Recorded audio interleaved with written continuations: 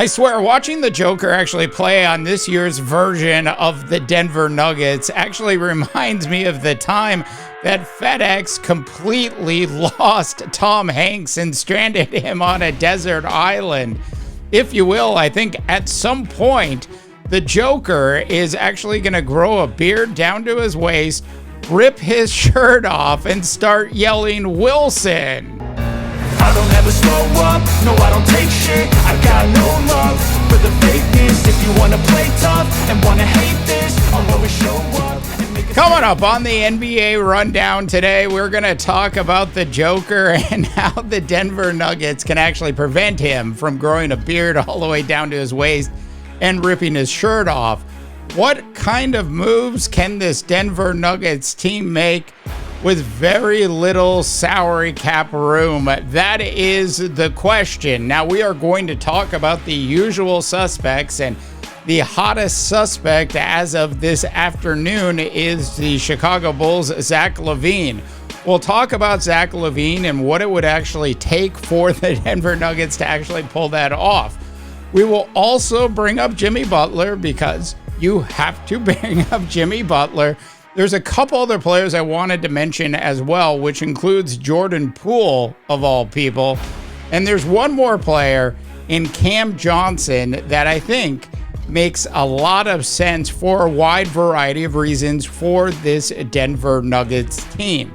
Now, you might be asking yourself this question: has the Denver Nuggets window officially closed? And at this point, I wouldn't say that it's closed, especially when you have essentially the best basketball player in the world in one, the Joker. That being said, if you expected Jamal Murray to actually live up to his contract, you know, that contract where he's actually just making $36 million this year, but some 4 years from now is actually going to scale all the way up to $62 million a year.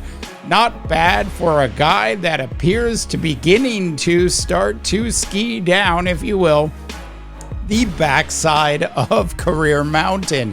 Jamal Murray is actually averaging 3 less points a game, playing 4 more minutes than he has in the past. Now, we understand that Jamal Murray has some injuries and he's playing hurt, and that certainly can affect a player's ability to actually, from a statistical standpoint, put up the same kind of stats that they did before.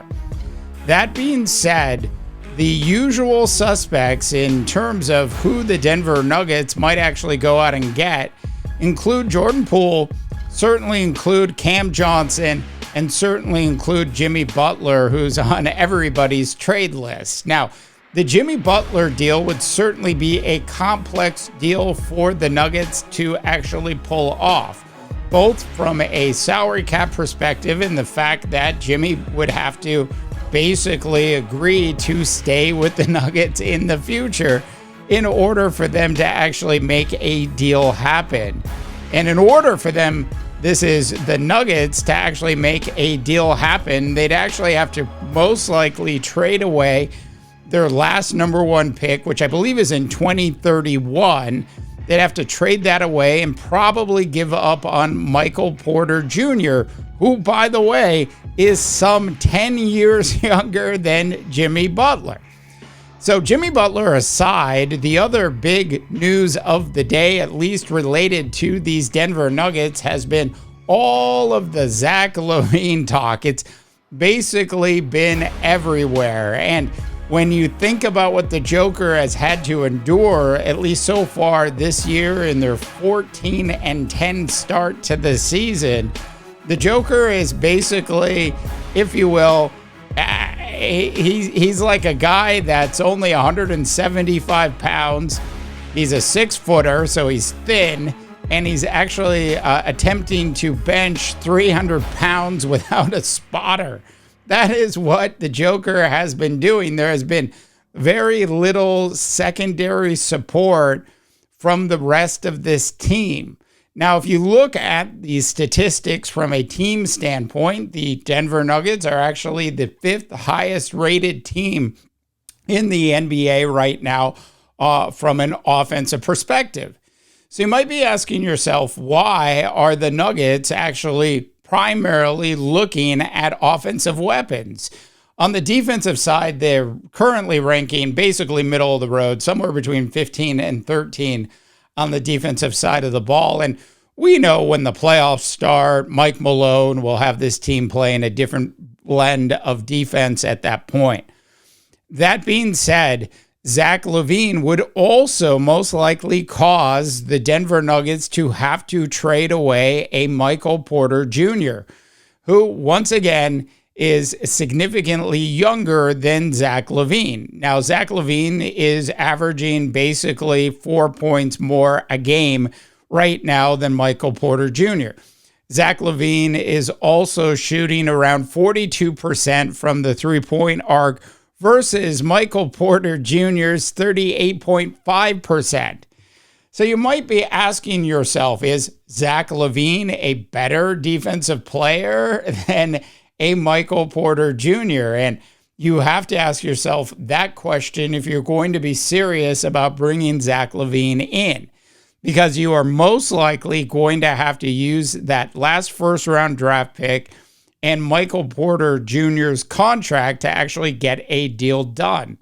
And what do you really end up with at that point? You have to remember Zach LaVine last season actually only played in 25 games. We know that Zach LaVine certainly can be injury prone. So do the Nuggets really want to roll the dice on breaking up their young nucleus of Michael Porter Jr. for Zach LaVine? Now, it is a no-brainer if they can get away without having to trade Michael Porter Jr. for Zach LaVine. And no, they can't trade Jamal Murray at this point. He signed that new contract, so he can't be traded this year. They'd have to wait until next season to actually unload Jamal Murray if they really wanted to. Look, I love Jamal Murray's game. It's just that he's not quite the same player he was the year that they actually won the ring for Denver. That being said, a Zach LaVine deal, which I think would be a very interesting deal for this team to make, most likely would require trading Michael Porter Jr. If they could get away with not doing that and give up a bunch of other things, it might actually make a lot of sense. And there is also the possibility that you'd be able to get the Chicago Bulls to actually eat some of the salary, as apparently the Chicago Bulls have been shopping Zach for like 24 months. At this point, he's turned into a Kmart blue light special. All right, for you young people out there, you got to look up what a Kmart blue light special is. That's exactly what Zach LaVine has sort of turned into at this point. So those are the two big names, the Jimmy Butler and the Zach LaVine possibility.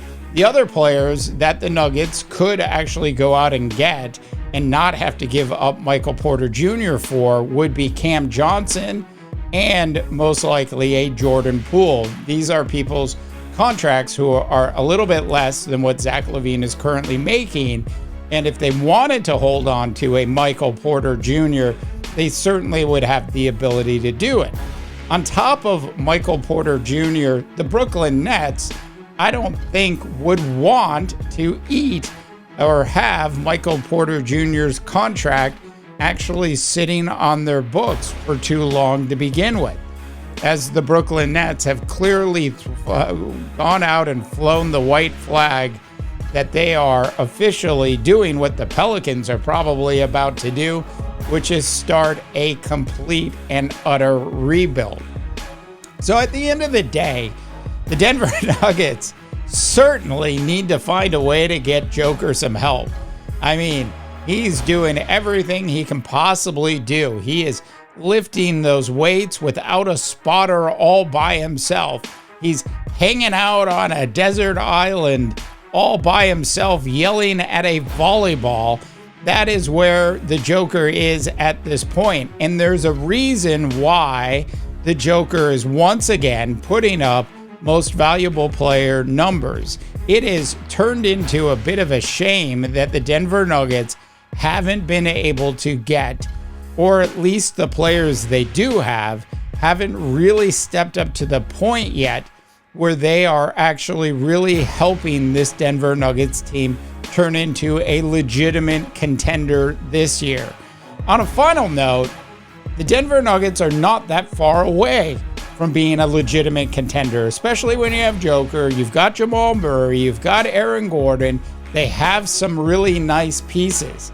They need some help on the defensive side of the ball, that's clear, but they also need some three-point shooting, which is why I brought up Jordan Poole in the first place. Yes, Zach LaVine certainly is doing a good job from a percentage standpoint from the three-point arc this year, but once again, they most likely would have to give up Michael Porter Jr., and at that point, aren't you really just sitting there with a wash? And not only sitting there with a wash, aren't you suddenly sitting there with an older sort of version of what Michael Porter Jr. is, at least from a statistical standpoint? All right. Love to know what your thoughts are on the Denver Nuggets at this point. Please go ahead and drop your comments in. And if you are new to the channel, please go ahead and subscribe and, of course, like this video. For the NBA Rundown, I'm Dave DeBaugh, wishing you all a tremendous rest of your sports viewing day. I don't ever slow up, no I don't take shit. I got no love for the fakeness. If you wanna play tough and wanna hate this, I'll always show up and make a statement.